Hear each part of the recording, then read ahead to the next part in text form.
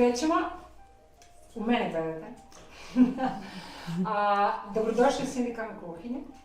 Posebno mi je drago što vas mogu ugostiti. Sindikalna kuhinja je mjesto gdje razgovaramo o Narodnom sindikatu, o novinarstvu, o problemima, o politici. Ovdje je dozvoljena politika, mi volimo razgovarati o politici, tako da znate.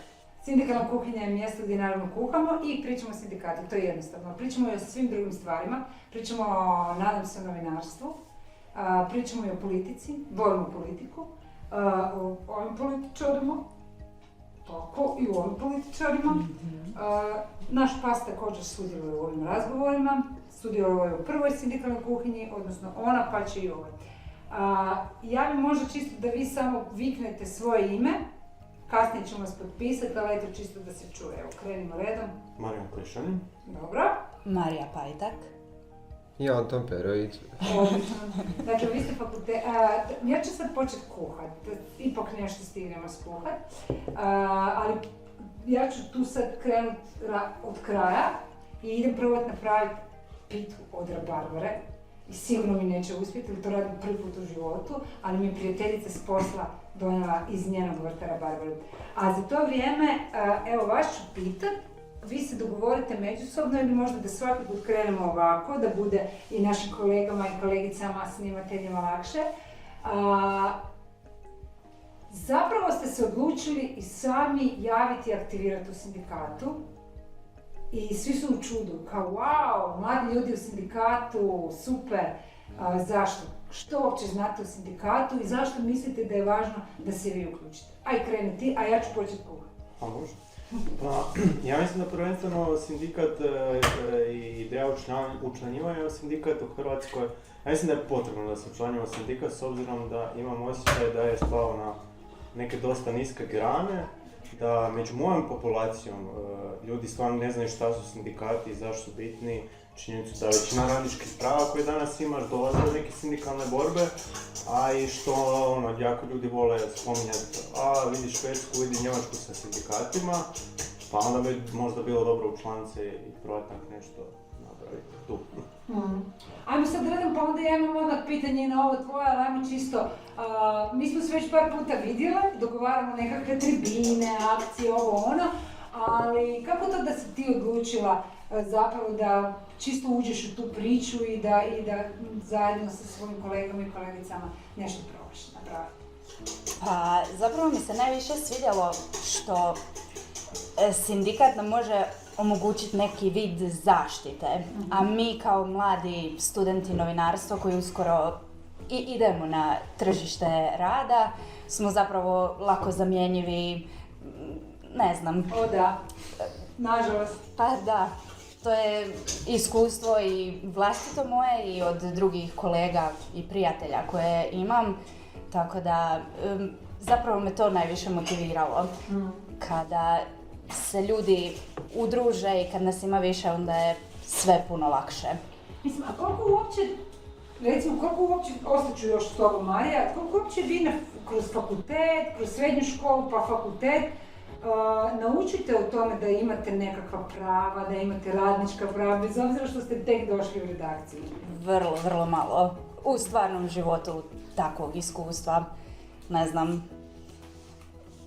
Više je sve naučite ovo za ispit, a sada šta nas zapravo čeka i kako to izgleda, nemamo mi pojma dok se ne zaposlimo zapravo. Kako to da si se ti zainteresirao da uopće kreneš i da se malo aktiviraš? Ne znam, najviše me zainteresiralo to što sam primijetio na osobnom primjeru neke stvari koje baš ne funkcioniraju. Na fakultetu isto nismo baš puno učili o tome, na primjer, ne znam, o radu svakodnevnome, kakvi su uvjeti rada, što sve mi smijemo raditi kao studenti, na šta nas sve mogu natjerati da radimo zato što nemamo novca. Mislim, mladi ljudi su zapravo najveći potencijal zato što još uvijek imaju volju želju za učenjem, svašta su, mislim, pokretni su, rade svašta. I onda dođete na posao i neko vam natovari 10 različitih stvari zato što može. I šta onda? Ko meni kaže što ja smijem, što ne smijem, ko mi govori jer ja imam pravo reći da neću nešto napraviti. Jer se očekuje da jednostavno znate. Ako ne znate, snađite se, naučite. I mislim da to ne bi smjelo tako funkcionirati. Mi smo zapravo ljudi koji će biti ti ljudi koji nama daju posao jednog dana. Ne sviđa mi se baš taj neki odnos. Sad, ovo me full zanima, ti vaši prvi počeci u redakcijama, ali idemo opet u krug, pa ću se vratiti tebi. Ti si sam rekao kako ljudi znaju reći, idealizirati, viš kako je u Švedskoj, recimo u Danskoj, zanimljiva stvar. Oni su na pragu ili su već potpisali novinarski sindikat, sporazum sa vladom, da niti jedan medij koji nema zaštićene radnička prava kolektivnim ugovorom ne može aplicirati na javna sredstva na natječaj. Dakle, to je mislim, za nas svemirski brod. Ali tamo je u sindikatu novinara 90.000 članova, novinara i ljudi, medijskih radnika. Sam si rekao nešto u stilu da i sindikati se zapravo trebaju mijenjati. Kakva je tvoja percepcija sindikata danas u Hrvatskoj i zapravo kako misliš da bi se trebali mijenjati? Pa, mislim, ja imam dosta specifično iskustvo sa sindikatima, zato što nevezano uz to što se bavim novinarstvom i konobarim, jedno sam bio platformski radnik i tamo sindikati ne dolaze. Ono što se radi konobarima i ugostiteljima, znači nikog nije briga, ostavljeni su na cjedilu, ne da ne znaju svoja prava, nego kao niko nikad nije pročitao taj zakon o radu. A o platformskim radnicima počelo se pričati, počelo se govoriti, pa mi je to drago, evo, osnovao se i sindikat i to sve. Jednostavno, kao sindikati nisu među radnim narodom. Ja imam osjećaj da se tu dosta provodi vremena na rasprave oko toga a šta bi mi, kako bi mi, gdje izostaje onaj bitna stavka, zapravo ne samo sindikata, nego generalno bilo kakvog djelovanja, to da ti ideš među ljude i stoji ciljanu publiku i razgovaraš s njima i onda se tako uputiš u probleme. I ako moje članstvo u sindikatu može pridonijeti tome da nekad nekome budem kao, pa gle, imaš ta i ta prava, imamo još da onda mi kao sindikalisti ili nebitno širimo samo to da, gle, stvarno imate prava, imate i kroz povijest i imat ćete ih i dalje, to se nadamo. Ja ti moram reći da ja kad sam se počela baviti sindikatom, ali moram prvo naći krpu pa ću onda reći kako je to bilo. Ja sam zapravo jako zaštićena na svom radnom mjestu. Zato što radim u javnom poduzeću, odnosno javnoj radioteleviziji, koja ima jake sindikate, mi čak imamo puno sindikata. Mi pregovaramo kolektivno za ozbiljno. Ja sam u timu za pregovaranje, ja znam kako to izgleda i jako dobro znam da nema niti jednog medija u kojem to funkcionira. Naravno da su Danci, Šveđani i ostali ovoliko iznad nas. Oni imaju recimo tarifni sustav unutar kolektivnog ugovora, što znači da sindikati pregovaraju i o plaćama. Mi to još nemamo. Mislim, želimo, možemo, ali moramo nagovoriti poslodavca. Ali ono što ti hoću reći, ja sam zaista na svom radnom mjestu, vi ste mladi, ali ljudi koji su stariji, možda će ovo gledat, znaju da nema direktora koji mi nije probao dati otkaz. Pa na kraju, zato što sam zaštićena kolektivnim ugovorom, oni nisu uspjeli. Kad sam počela raditi, stvarno sam shvatila da ovo o čemu ti govoriš, da tako malo znamo o ljudima koji rade u lokalnim medijima. Evo, samo ovo što ste sad vi načeli, što je Anto načeo, kad uđeš na tržište rada, kad uđeš u prvu redakciju, kako u principu si nesvjestan uopće da imaš radnička prava. Meni se sviđa upravo kod sindikata ta suradnja s ljudima i to da se proba rješavati konkretno probleme. I zato mi je super da ste se vi uključili, da čujemo vas i da vidimo šta možemo napraviti. No dobro, tvoja percepcija sindikata, šta uopće znaš o sindikatu? Evo sad smo oko 1. maja, ne znam hoćemo li emitirati prije i poslije, ako je poslije, to je praznik rada, tu volimo malo protestirati kad se smije, pojest malo graha i ajmo dalje. Ja sam spomenula kolektivni ugovor koji je jedna od glavnih zadataka sindikata. Šta uopće ti, kažeš nisi učila, kako uopće percipiraš te sindikate, ne samo ne novinar, nego ovi druge velike i to? Pa zapravo do našeg upoznavanja nisam uopće znala šta su sindikati. Znala sam, pošto mi mama radi u školi, da je ona bila u sindikatu, ali da to nije baš nešto. Nije bilo nekih rezultata, ne znam ništa. koji je njen cilj bio da se zapravo uključi, ali nije bila zadovoljna. I onda sam ja isto mislila kao što su sindikati, mislim, samo neka riječ, organizacija koja ništa ne radi, samo prosvjeduju, tako, bune se protiv svega. Ali sada malo, kako smo imali neka predavanja i sve, zapravo sve više shvaćam koliko je potrebno sindikalno udruživanje na svim područjima. Tako da, ne znam, moja percepcija se zapravo promijenila značajno u usporedbi kako je bilo prije na bolje. Ne znam, imam osjećaj da ljudi ne obraćaju dovoljno pozornosti na to što sindikati se mogu izboriti. A puno su toga izborili, a ne priča se o tome, nego samo najavili su štrajk, najavili su ovo, tako da... Mislim, morate znati da je nama i meni zato važno da nekoliko vas, a vjerojatno će vas biti više, zapravo i pokaže taj interes i da proba naučiti ljude, mlađe ljude koji ulaze u redakcije, da imaju prava i da se mogu boriti za njih. To je užasno važno. Ja znam na mom poslu, gdje kažem da smo zaštićeni, mene znaju ljudi doći pitati da li oni mene mogu staviti na šihtu u 7 ujutro ako sam radila do 1 u noći? Onda ja kažem, ne mogu, 888, izborili smo to davno i jednostavno ne mogu, osim ako je rat, ovo, ono, bla, bla, bla. E sad, ti si počeo raditi, to je zapravo studentski rad, ajmo tako reći. Kada sam pričala s vama, rekli ste da jako puno toga tu ima za borit se i za promijeniti se. Čisto kako to izgleda kad dođete kao mladi ili kao studenti u redakciju ili što bi ti mijenjao? Pa ne znam, nekad, recimo ima i dobrih stvari, nije to sve nužno loše. Ja ne znam, kad sam došao na svoj prvi posao, možda mi se posrećilo ili ne, ali bila je prvo obuka od nekih 1-2 dana. Ono što je bilo dobro je da svi zapravo koji zapošljavaju medijske djelatnike tu obuku plate. Jer to automatski oduzima vama, ne znam, 2-3 dana tjedno u koja vi morate biti tamo 7-8 sati, putovati do tamo i nazad ako živite dalje. Bilo bi jako lijepo od njih da vas zapravo potaknu na taj posao jer mi trebamo zapravo njima. Oni traže nekog ko je student, evidentno, jer bolji su uvjeti njima isto za zaposliti studenta, lakše, jeftinije, što mi zapravo i ispadamo na kraju jeftina radna snaga. Ali mi to nismo. I ako neko traži zapravo dobrog radnika i želi ga obučiti za taj posao da bude dobar, onda bi bilo zapravo jako potencijalno da im se pokrije barem jedan dio toga prije nego što počnu raditi.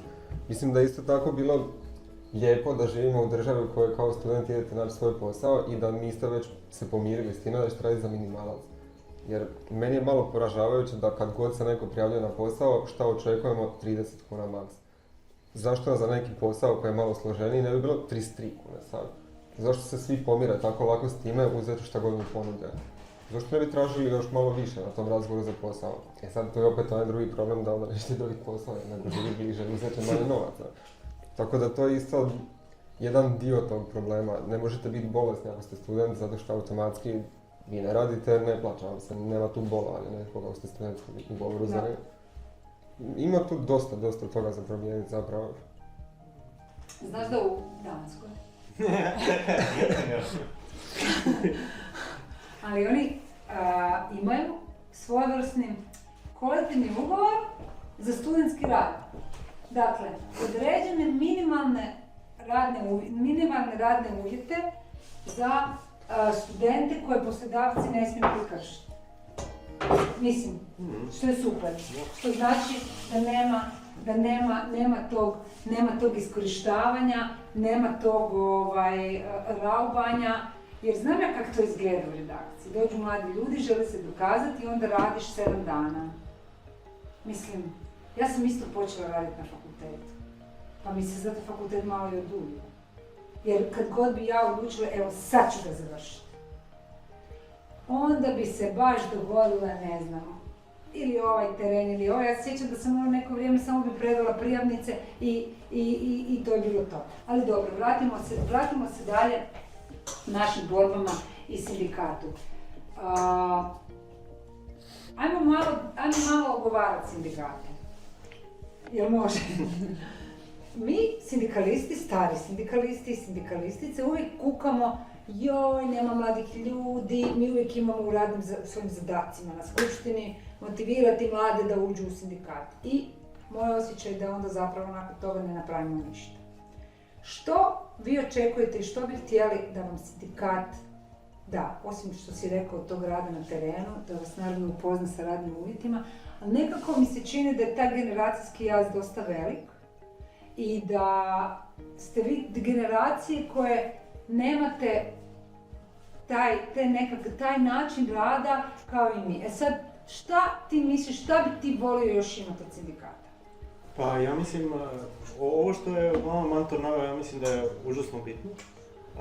Na razini bolovanja, jer kao šta god da radiš, ti moraš biti savršeno zdrav, kao ne budeš zdrav, grozno ti je.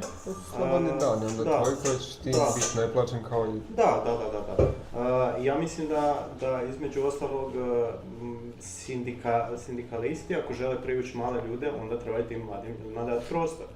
Zašto su mladi ljudi razočarani hrvatskim medijskim prostorom? Zato što je grozan i nije prilagođen za mlade ljude. I onda kao, meni baš zadnjih 20 godina se puca u prazno gdje se stalno priča o mladim ljudima, ali kad dođe se na televiziju pričati o mladim ljudima, najmlađa osoba će imati 46 godina. Kao, stvarno ne Istina. Kao, postoji toliko problema i treba pričati, ali onda kao pričaš sa ciljanom publikom, ali mislim da je to generalno problem sa svime. Kad treba pričati s nekom manjinom će prije pričati neko 63 nego ta manjina, pa je tako valjda i kod studenata. Uglavnom dajte ljudima prostor i kad vam kažu gled, nama je problem ovo, onda poradite na tome. U ovom trenutku Da, to je baš ali ne samo sad da priča o tome, nego ja smatram da i mislim da ćemo ići, nadam se da ćemo u našem sindikatu ići u tom smjeru, ljude treba uključiti u rad, ljude treba uključiti u odlučivanje. A šta bi ti mijenjala kod sindikata? Šta bi ti mijenjala uopće u tom nekakvom što bi ti očekivala, što bi tebe veselilo i zanimalo? Možda to sada zvuči onako izlizano, ali stvarno zaštitu. Da se nas ne smatra potrošnom i jeftinom radnom snagom koja nema pravo odlučivanja ništa, da smo premladi, ne znam, za pratiti politiku ili nešto, a vi to ne znate, ili ne znam, zaštita na prvom mjestu. Onda ovo sa plaćama, to definitivno i s tobom se slažem. Mislim, ima stvarno toliko toga da ne znam ni odakle bi počela. A reci mi, ček sam da ovo bacim tu, a šta ti se čini, koliko još recimo tvojih kolegica ili kolega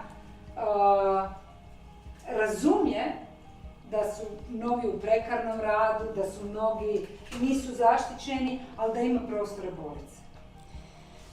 Antone, bi li radije ti odgovorio na ovo, jer imamo osjećaj da se nekako prekarni rad više odnosi na tebe. Samo prekarno, nikako drugčije. Mislim. Ne znam. Neko se previše očekuje od ljudi koji nisu zapravo upoznati ni sa čim od toga. Ne znam, i to malo pre što ste govorili za sindikate, općenito šta više možemo očekivati. Meni je to neka ta percepcija da svi imaju taj doživljaj da treba nekakvu članarinu platiti, da treba odvojiti nešto od plaće za sindikat i da je to to. Ne znam, trebalo bi se jedan očekivati da će se zapravo nešto dobiti od sindikata za taj novac, što se zapravo i dobiva neku mjeru. To smo vidjeli sad kad su bili, ne znam, za prosvjede u obrazovanju, koliko je bilo skoro pola godine, maltene blokirano izvođenje nastave. Znači, sindikati su ti koji zapravo imaju polugu nad vladom na isti način na koji recimo mediji imaju tu neku polugu gdje mogu, ajmo reći, biti za narod, iako se to više toliko ne percipira. I žalostno je da mladi ljudi zapravo to ne očekuju od sindikata, zato što je njima to samo, oni ih gledaju kao sakupljače love koji će tu lovu međusobno podijeliti na ručkove, na plaće i to je to. Ali zapravo sindikat nudi toliko više stvari, ne znam, nekakve edukacije, pomoć u bilo kakvim situacijama, ne znam, to je iza tužba, recimo, vi u svakom trenutku, ja sam siguran, se možete obratiti sindikatu koji je nadležan za to, pitati ih što da ja sada radim. mene tuže, ja radim previše, dolazim iz treće u prvu smjenu. Tome zapravo služi sindikat, a ljudi to ne znaju. Jer nikog nije jednostavno dovoljno zanimalo, a nije baš da je dio obrazovanja ljudima objašnjavati što sindikat točno radi. Politika gospodarstva, ne dođete ni do gospodarstva u srednjoj školi, a kamo do sindikalizma. Ne dođeš čak ni do politike. To je istina. Da. I ima taj neki antagonizam. Mislim, naravno da ima, po mom mišljenju, i problema u staromodnosti sindikata, ali i taj ima neki antagonizam. Sindikat je nešto iz prošlih vremena, sindikat je nešto što zbog toga ne valja. Sad, dobro, da sad ne davimo baš previše samo o sindikatu, iako je sindikalna kuhinja, ja bi ipak malo da pričam o novinarstvu. Može.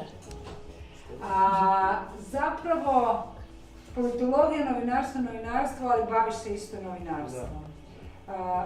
Ja znam nekad doći čak i na predavanje na vaš faks i onda znam čuti da ljudi tamo nekad i studiraju novinarstvo kako bi zapravo otišli u PR. Naravno ja onako lijepo i staromodno zaista mislim da su to dva suprotna pola, ali evo vidim Viki imate glavu, slažete se. Ti si radijaš. Da. Kak to i zašto, šta te vuče tamo? Pa meni je od malena zato što sam odrastao u jako malom mjestu gdje nisi imao nikakvog sadržaja, kao pričam o mjestu gdje sam morao prelaziti granicu da bi išao u knjižnicu, a da ne pomislimo kina, koncerte, šta već. Ja sam doma imao isključivo radio. Moram reći da si ti iz Neuma, tako da ti znaju, da. Ja sam iz Neuma, I meni je od uvijek me jako privlačio radio i sam je bio super način na koji se kreira sadržaj i kolika je mogućnost iza toga da samo imaš zvuk i neko ti nešto priča, apsolutno nije bitno kako izgledaš, isključivo je bitno šta ćeš govoriti, šta ćeš pričati, šta ćeš raditi. I onda kad sam došao u Zagreb, sam krenuo slušati Radio Student. Ja sam pisao fakultet političkih znanosti, bio kao, ovo je sad na mojoj zgradi.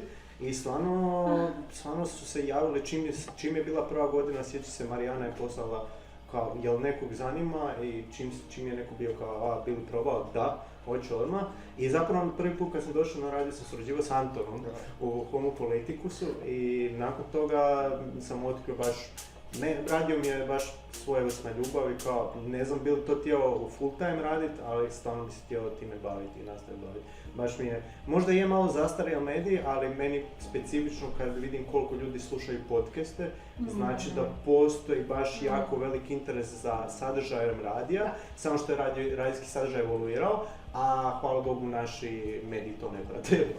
Da, dobro, to je meni moram priznati dosta začuđujuće kako kod nas podcasti još nisu zaživjeli, a vani je to fakat... Iako mislim da u ovoj krizi radio se malo vratio u igru, baš su ono istraživanja pokazala. Marija, zašto ti u novinarstvu? Ti si mi bio rekao da to ne smijem reći, ali ja stvarno, meni novinarstvo nije bio prvi izbor. Smiješ, kako da ne. Ja sam novinarstvo upisala zato što mi je blizu kuće. A stvarno je blizu. Ja sam i Koklika živjela još bliže na Kožanircu. Da. Tako da možeš reći šta hoćeš. Čisto u tvoj obranu nije ni meni očito bio prvi izbor, ja sam već bio na faksu. Pa, sad ćemo i to čuti. Da, nije mi to bio prvi izbor, nego je četvrti i onda kad nisam upala htjela sam logopediju, rehabilitaciju i sva ta 3 smjera i naravno nisam upala. Upisala novinarstvo jer, ne znam, zanimalo me oduvijek. Voljela sam biti informirana, znatiželjna sam bila, sve me zanimalo što se ovdje tu događa i mislila sam da bi to moglo biti dobar izbor za mene. I onda na prvoj godini sam ja još jednom probala upasti na ova 3 željena fakulteta i opet nisam upala, ali nisam zapravo požalila nikad. To je najvažnije da nisi požalila. Da, jer sam se onda kasnije i pronašla u novinarstvu i u tim smjerovima. Uvijek, koliko god smo mi kukali jer se uvijek zadnji dan upisujemo, da nemamo dobrih izbornih kolegija, ali čak su i ti politološki, teški ili kakvi već kolegi bili super. Naučite nečemu, tako da. Da ja izađem iz romana. Ja sam htjela upisati Akademiju dramskih umjetnosti, htjela sam biti glumica, kazališna. I pala sam srećom I onda sam stvarno kao diću šta ću, ajde idemo tu. I stvarno nisam požala. I nekako mislim da je to zapravo jedino što znam raditi u životu. Bar se nadam da znam, ali možda jedino što baš onako iskreno volim raditi u životu. Hrvatski mi je bio super, to je bilo jako zabavno i išlo me, ali povijest smo radili u zgradi koja se zove Klerikad, podsjeća na radio stanicu koju smo slušali ranije, jer doslovno imali smo čak i stečenika na jednom predavanja i jednostavno iscrpljujuće raspravljati s ljudima s kojima nema rasprave jednostavno. A uvijek sam volio sport i pratio ga jako detaljno i uvijek sam se volio shvatiti oko politike sa svema u kući jer imamo različite ideološke smjerove. Dosta različite. I onda, ne znam, krenuo sam tu, čim sam upisao prvu godinu, javio sam se na radio, bio sam u sportu, onda sam malo gledao što se događa u informativi, pa smo onda skupa počeli raditi na HP-u. Malo možete biti kritični, slobodnije, opuštenije. I onda nakon toga je bilo gotovo za uvijek. Ja, možda bi ja isto trebao izaći iz mlade, jer meni politologija nije bila prvi izbor. Ja sam htio zapravo studirati jednu predmetnu komunikologiju, ali za drugi otpor sam stavio dvopredmetnu komunikologiju i nakon što sam na hrvatskim studijima.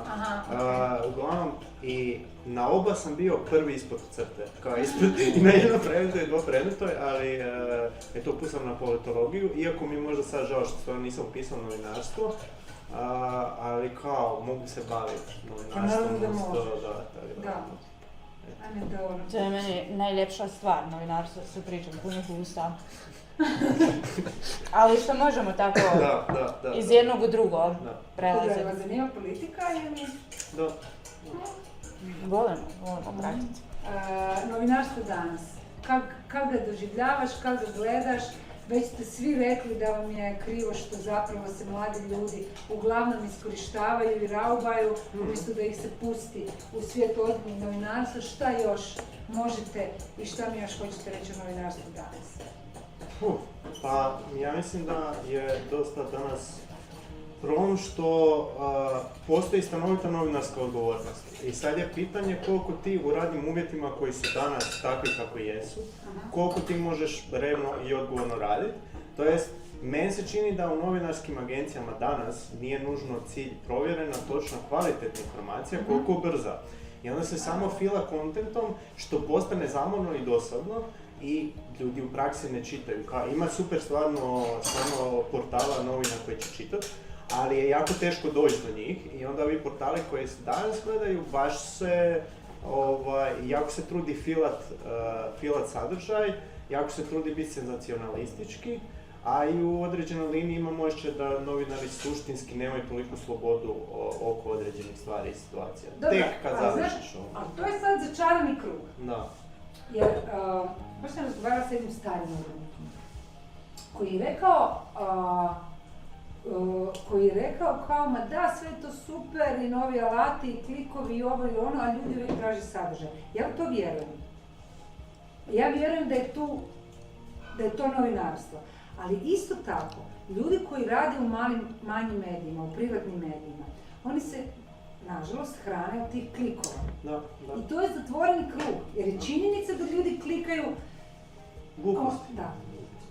A da, znam da je, zato je meni ta digitalna sfera užasno bitna, a počevši od našeg fakulteta. Kad sam ja čuo da se na novinarstvu na nekom medijskom predmetu i dalje kao oblik medijskog izražavanja koristi teletekst, sam baš bio kao, super ste, keeping up with times. To je kao u školi na informatici kad imaš poglavlje za disketu. Da.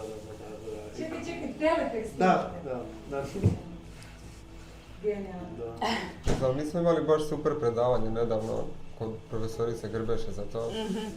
Način izvještavanja, pogotovo sad konkretno ste rekli bili za predsjednika i premijera.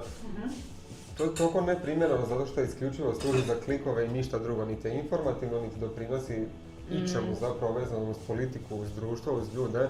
Jedino što je tu interes je ta neka vajerska potreba ljudi koji čitaju da vide šta je ko kome rekao u kojem trenutku i čija je uvreda bila bolja.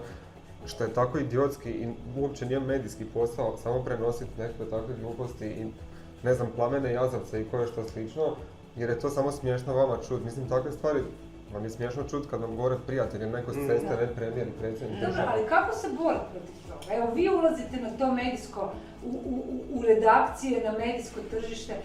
Kako se postaviti prema tome? Ako ste privatni mediji, odnosno plaćeni nikako. Ako ste javni servis, onda bi barem vi trebali to na neki način pokušati izbjeći. Jer mislim da javnom servisu nikako to ne može biti u interesu. Jednostavno se može staviti drugačiji naslov, ne stavljati naslov u kojem je samo izvučena najbitnija izjava koja je bitna nikome, nego je samo šokantno koliko su nekulturni. I onda se stavi samo u naslov i to je to. Zašto ne napisati nekakvu kritiku na taj način govora? To i dalje nije mijenjanje slobode medija, to nije subjektivnost neka velika, nego zašto ne bi jednostavno mediji objasnili narodu zašto to nije u redu. Dobro. Sad prvo, uvijek neugodno pitanje. Gledate televiziju? Ne. Skoro pa nikada. Ne? Ja obožavam televiziju. Ok. Evo, dakle, ti si skočio. Ajde reci, zašto ne gledaš i koja je najgora? Meni je možda sad problem u ovom trenutku govoriti koja mi je najgora, zato što ja vam se kunem, ja 4 godine nisam upalio TV, ne gledam. Jednostavno kao sadržaj je u praksi grozan, uvijek se isti filmovi vrte, uvijek su isti ljudi na istim groznim emisijama i kao ništa, puno reklama i ako ima sadržaja je baš primjeren mojoj baki. I to je to. Ali s druge strane meni onda je baš strašno kolika je suštinski je moć politička televizija, jer kao gledam šta se ko konzumira televiziju i kakav mi narativ stvaramo na televiziju će se odraziti u glasanju starijih ljudi. I onda kad gledaš kako ljudi glasaju, onda ima neka moć, ali ja ne mogu ništa o tom konkretno reći jer kažem, toliko ne gledam i toliko je, ne znam, ima jednostavno toliko sadržaja na internetu koji je i updatean i kvalitetniji i tako da. Nemam suštinski potrebu za televiziju. Dobro, zašto ti gledaš televiziju?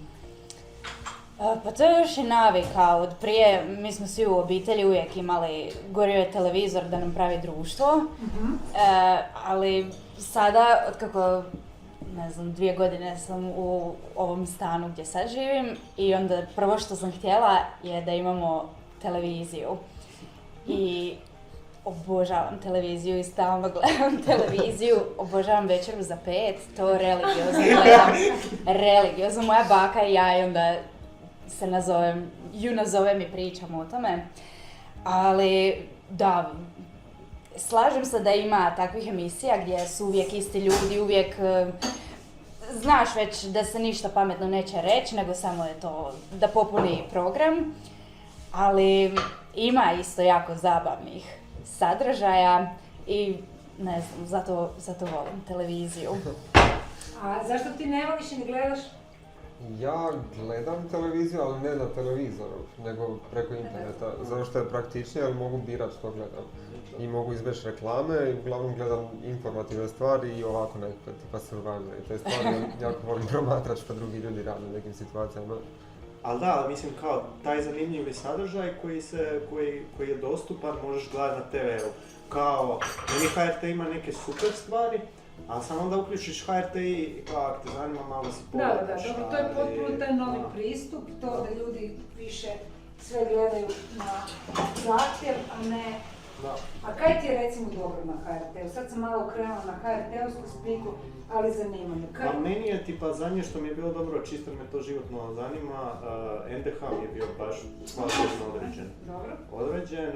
Bilo je onda, nisam je pogledao do kraja, ali ona emisija u kojoj si sudjelovala ti, Borna Sor, to mi je baš bilo super. To mi je bilo super, ova epizoda o fake newsu i epizoda o rađenju dokumentarca mi je baš bila super. Jer doslovno prije nego što je bila ta emisija sam razmišljao, bože, kako dokumentarni film stvarno nije objektivan. I onda je došla ta epizoda, ja sam bio kao, da, vidiš, to je istina. Tako da, to mi je bilo super na HRT-u zadnje vrijeme. A da li ste svjesni što bi detektirali kao najveće probleme u novinarstvu danas?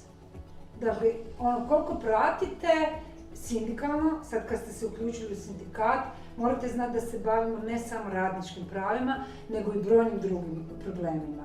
Šta ti kažeš, šta ti misliš da su najveći problemi?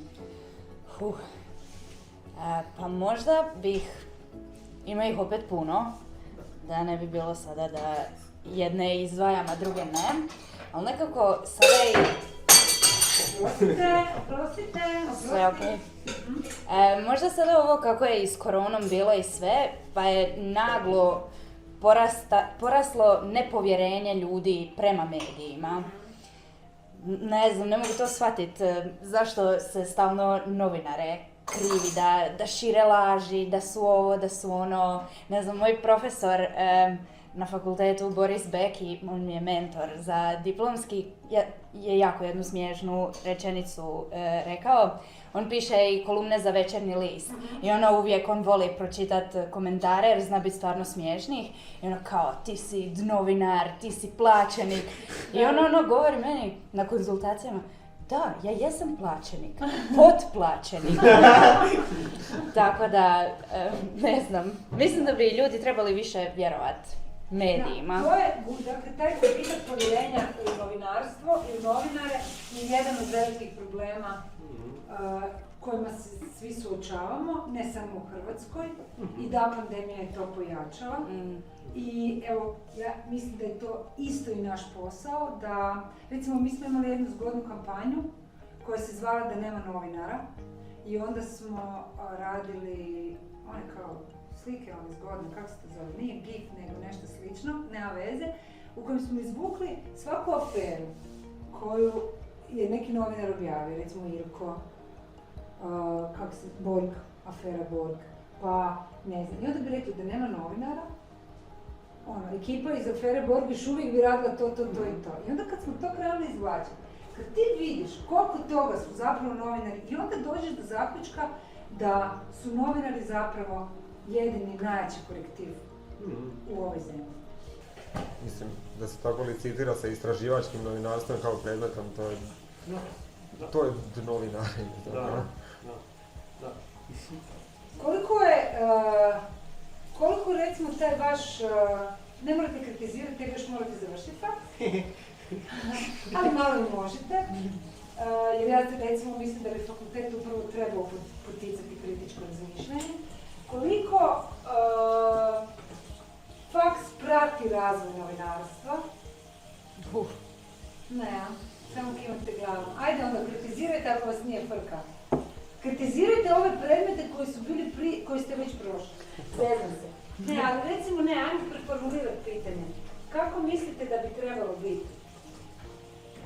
A mislim, ja bih došao za minutu do toga kako treba biti za početak. Mislim da je u 5 godina imati situaciju da vam ljudi diplomiraju, a još uvijek nisu u životu otvorili PNS, da nisu u životu smontirali ton na radiju i da nisu u životu držali kameru ili stisli neki gum na njoj, sramotno. To je odmah najveća kritika, zato što se praktički radi jako malo ili ništa. Zato što se više snima mobitelom nego što se zapravo rade radijske reportaže. Nešto što se tiče nekog online podcasta i slično se događa na seminarima kolegija koji nemaju veze sa osnovom novinarstva. Šta bi moglo biti bolje? Moglo bi biti bolje da imamo puno veće i šire mogućnosti prakse, da se ona ne obavlja kao u, recimo, smjeru politologije sa različitim zakladama koje je započeo raditi izvan. Da možda ne bude sve toliko ispolitizirano, da ne bude sve u tom nekom kapitalističkom duhu, tu bi mogli nekoga ugurat, nego da zapravo pokušamo izboriti se za neke neutralnije projekte koji bi bilo više. Nešto poput suradnji sa GONG-om koje su postojale, koje su bile jako dobre na našem fakultetu, kao društveno korisno učenje koje smo imali za javne politike. To je super primjer suradnje sa udrugama koje zapravo doprinose vašem obrazovanju bez neke ideološke pozadine. Možda ne bi bilo loše nastaviti u tom smjeru, a ne skretati raditi PR strankama zapravo. Recimo konkretna predavanja koja smo imali gdje je jedan od susreta, ja ne znam, to je bilo predavanje ili seminar, bio otići kod tadašnje predsjednice Kolinde Grabar-Kitarović na predstavljanje njenog novog psa Kike i onda se ići slikati sa tim psom. Znači vi ste 20, 30, 50 novinara koji mogu postaviti bilo koje pitanje u tom trenutku, ali ćete se naslikavati sa psom. Mislim da to nije smjer u kojem treba ići. Prvenstveno tu studenti nisu imali šta raditi. Zašto oni imaju maziti predsjedničnog psa? To je jako velik problem. Zapravo si jako kritičan, drago mi je. Pa jesam, mislim ima i dobrih stvari, ali ono što je kritizirano je zapravo ono što treba promijeniti, ovo što je dobro, naravno potrebno. Dobro, da li vas iko sluša? Da li vas iko sluša? u kojem Na smislu faks. sluša? Na faks. Pa mislim da nas iko sluša, ne bi bili studenti nego bi radili na faksu. Ko će nas slušati? Mislim kao oni su tu, uz dužno poštovanje svima, ali profesori su u praksi jako izuzeti od realnosti, ne razumiju kak je nama, ne trude se razumjeti i nema tu neke pretjerane izlaznosti korist. Doduše, ima izuzetaka, ima iznimaka, to moram naglasiti da ne bi bilo da sve proziva. Ali moraju shvatiti da postoje razni slučajevi, da postoje razni interesi kod studenata i ono što je najbitnije, mislim kao malo prati šta se događa i šta mlađe ljude zanima i mislim da bi to samo u startu olakšalo bilo što. Recimo ti moraš raditi i zapravo se sam financiraš. Da. Kako to? Kako uopće uspijevaš? Tvoja zaštita, studentski rad, plaćenost, evo ajmo taj... Ništa, znači zaštite nema, ako izgubim posao mogu se doslovno slikati i završiti na cesti živjeti. Određeni broj profesora mi je izašao u susret. Kad se sam financiraš i kada nemaš opciju da radiš u praksi ti pati fakultet, pa to dovodi do potencijalnih plaćanja fakulteta i onda nema izlaznosti jer kao ako bi tebi izašli u susret moramo izaći svima drugima i kao ovisiš o sam sebi, znači neko te bacio i sad kao mogu ja tražiti tu zaštitu, mogu sve, ali je sustavno napravljen tako da ovisiš o samom sebi, nema ništa drugo reći, nema nikakve adekvatne zaštite, nema ničega. Da postoji nešto, bio bi kao, evo super postoji, kao sam ne postoji. Ali želim naglasiti, kao, ima stanovit broj ljudi koji su tako. 60% studentske populacije su radnika, po istraživanjima do 20% se mora raditi da bi se u potpunosti financiralo. Nijedna stranka u državi neće progovoriti o tome, niko neće izvještavati, uz dužne iznimke portalu Radnička prava koji to redovno radi. I sam ko da postojiš u tom nekom međuprostoru gdje u suštinski očiš samo sebi i šta, tako su se posložile karte, eto, tako je to stavljeno. Meni bi, na primjer, bilo dosta korisno kada bi se odredila određena socijalna kategorija u kojoj ako tebi šteka faks, jednostavno opravdano je da ga niti moraš plaćati na kraju krajeva i ono što je najbitnije, profesori moraju shvatiti da postoji studenti koji radi i onda moraju napraviti neki plan i program kako da osoba koja mora raditi dok studira u što vrijeme bude i efektivno gledano i student. Na kraju krajeva ja sam pisao taj faks jer želim studirati. Nisam pisao ovaj faks da radim cijelo vrijeme. Tako da ali onda još i sustav mora omogućiti priliku, to je baš jedna cijela zavrzlama. Nije problem jedne institucije, to je problem cijele države i toga kako gleda na sve nas. I opće bolje i želje. Da. Ana, kakva nam je ova pizza? Izgleda odlično. Vidit ćemo. Ko naš fakultet, ima puno dobrih sastojaka, izgleda zanimljivo, ne znam. A? Pa izgleda dobro. A vidit ćemo šta će biti, treba još malo se precuckaš. Izgleda super. Nećemo pohati ikvice, to ne stignemo, sad ćemo samo završiti salate i biftek. A to nije sindikalno. Šta zajedno možemo raditi? Šta možemo promijeniti? Šta mislite da možete napraviti? Ne znam, možete svi doći na Trnjanske kresove, bit će zabavno. Dođite na Trnjanske kresove, obavezno. Uvijek dođemo. No, mislim da imam malo alata za izboriti se, ali ih ima. Ne znam, konkretno na našem fakultetu mislim da to nije stvar toga da su profesori ocijepljeni od stvarnosti, nego je stvar toga da ne razmišljaju o tome zato što svake godine imaju 120 ljudi u generaciji po smjeru. I jedna od metoda koju sam iskušao i koja funkcionira je da ne mogu stići napraviti obavezu. Pošaljem mail u kojem sam napisao profesoru, ako se dobro sjećam, poštovani profesora, ne polazimo svi iz jednake početne točke u društvu. I onda mu objasnim zašto to nije fair prema nekim studentima koji su roditelji, koji rade, koji nemaju vremena. I onda on zapravo promisli o tome i kaže da sam u pravu i da nam dodatni zadatak da ga možemo napraviti za one koji ne mogu položiti. To je jedna od metoda, nije nužno slanje mailova, ali uvijek postoji nešto. Probajte doprijeti do ljudi da oni nešto sami promijene koji već mogu, jer mi ne možemo ništa mijenjati. Mislim, meni je najtužniji dio tu svega što ti koji su u toj situaciji moraš profesorom biti. Ja sam u ovoj situaciji možda još ljudi i što ono promjena mora krenuti iz toga da mi budemo gledati ljudi grozno nam je, umjesto da je sustav namješten kao, ima ljudi koji su u groznom položaju, Da. boljem.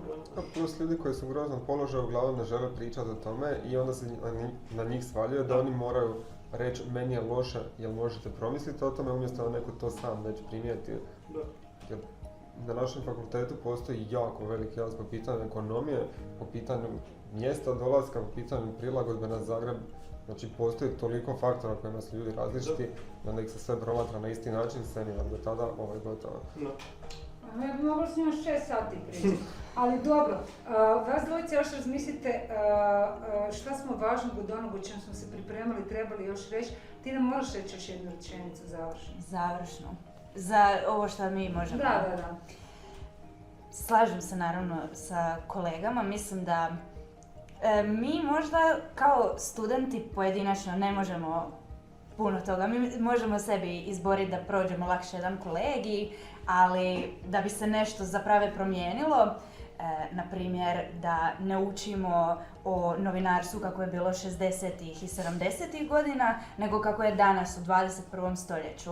Da se malo updateamo i literature i sve, jer vjerujem da ima svega. Mislim da bi kao sindikat se trebali izboriti zato da kao studenti imamo prava i da se obrazuju ljudi i educiraju o tome šta mi kao studenti možemo, smijemo tražiti. Ne znam. Dobro. Mislim da možemo puno toga, ali treba se skupiti puno ljudi. Dobro. Hvala vam lijepa. Nadam se da je ovo samo početak tog skupljanja. Mi ćemo sad završiti večeru, još nismo. Vidjeli ste, nade ima, oni misle svojom glavom, u mnogim stvarima su pametniji od većine nas i ovo što si rekao na kraju, osvijestite svoja prava, a mi smo tu da samo pomognemo i budemo. Hvala. Hvala. Dobro. Nije još gotova večera. A sad će biti. Čuvaj si malo kartice da baš snimiš večeru. Aj, ne moram više snimati. Ono da to sve stavlje. Katastrofa. Dobro, ajde, ajmo jest. Blagujmo. Dobar tek. Dobar tek. Dohladit će nam se.